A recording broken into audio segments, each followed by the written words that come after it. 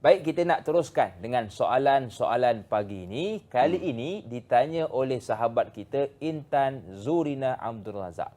Assalamualaikum Ustaz, Da'i dan warga, tanyalah Ustaz. Waalaikumsalam.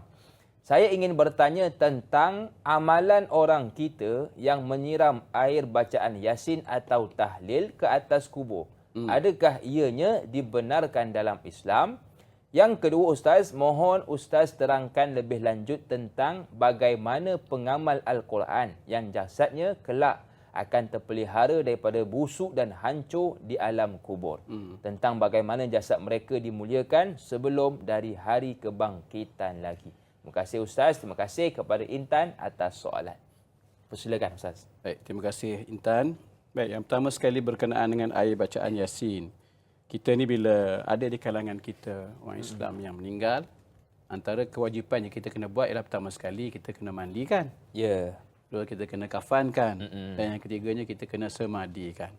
Adapun selepas itu adalah perkara-perkara yang tidak wajib. Ya. Baik. Jadi walaupun begitu, walaupun siram air, disebut siram air dulu, siram air kosong lah, air mineral ke apa. Walaupun tidak disebut tentang kewajipan itu untuk kita lakukan, tetapi ada amalan salafus salih, bahkan ada riwayat yang menyebut Nabi SAW dan Musnad Imam Syafi'i menyebut tentang Nabi SAW menyiram dengan air kubur Sayyidina Ibrahim, iaitu anak-anak anda baginda SAW.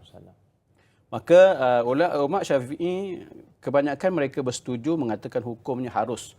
Bahkan ada sampai mengatakan hukum sunat menyiram dengan air bersih ataupun air mutlak. Bahkan disebut dalam kitab I'anatul Talibin, antara lain saya ambil apa kata-kata dalam kitab tersebut.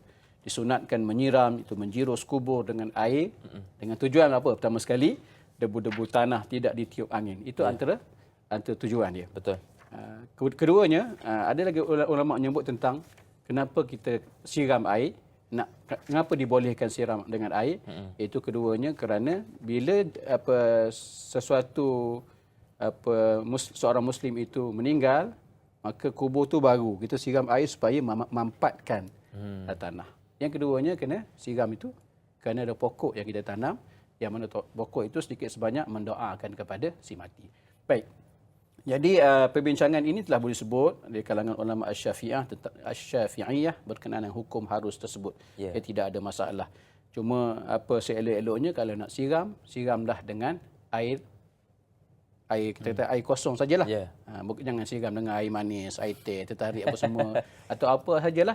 Sebab disebut dalam kitab I'anatul Talibin, salah satunya air mawar pun tidak digalakkan kerana apa? Dia berlaku pembaziran. Yeah. Dia dengan air biasa saja. Dan Dr.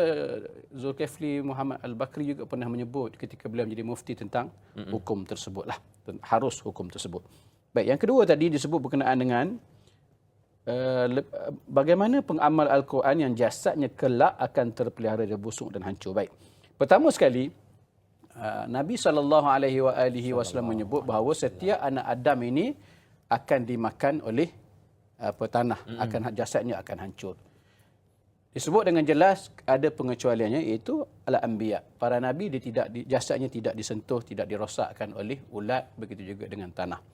Namun jika sekiranya ada di kalangan, memang ada berlaku. Memang pernah berlaku dan ada mata yang melihat, memang ada penghafaz Al-Quran. Sebab penghafaz Al-Quran satu yang disebut oleh ulama, orang yang menghafaz Al-Quran, menjaga Al-Quran, mereka adalah waliyun min awliyaillah. Mereka adalah wali daripada wali-wali Allah.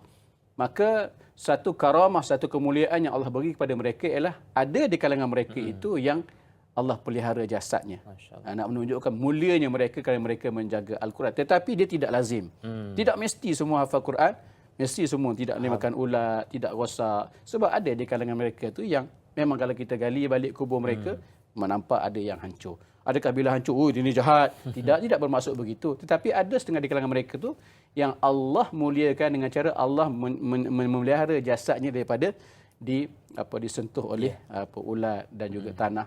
Ada berlaku kalau kita pergi ke negara macam di Mesir, yang kubur dia kita boleh masuk, kita boleh tengok. Ada jasad yang masih kukuh, yang 12 tahun, 13 tahun masih elok lagi, bahkan dia punya kain kafan pun tu elok. Bila ditanya siapa mereka, mereka tidak ahlul Quran. Memang ada bukti itu.